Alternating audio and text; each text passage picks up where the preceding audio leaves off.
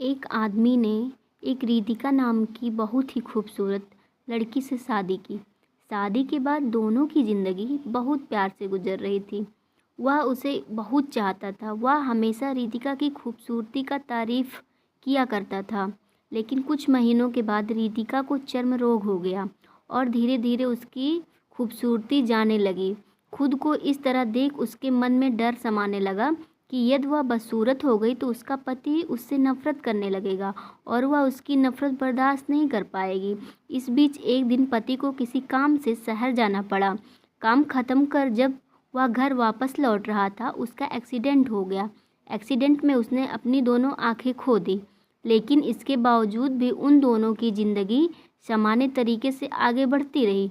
समय गुजरता रहा और रितिका अपने चर्म रोग के कारण अपनी खूबसूरती पूरी तरह गंवा दी। जब बदसूरत हो गई, लेकिन अंधे पति को इस बारे में कुछ भी पता नहीं था।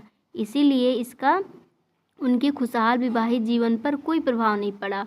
वह उसे उसी तरह प्यार करता रहा। एक दिन उस रितिका की मौत हो गई।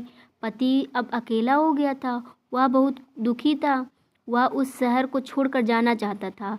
उसने अंतिम संस्कार की सारी क्रियाविधि पूरी की और शहर छोड़कर जाने लगा। तभी एक आदमी ने पीछे से उसे पुकारा और पास आकर कहा, अब तुम बिना सहारे के अकेले कैसे चल पाओगे? इतने साल तो तुम्हारी पत्नी तुम्हारी मदद किया करती थी।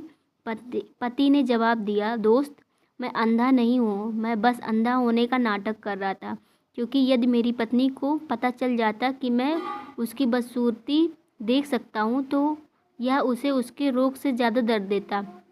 इसीलिए मैंने इतने साल अंधे होने का दिखावा किया। वह बहुत अच्छी पत्नी थी। मैं बस उसे खुश रखना चाहता था। Thank you.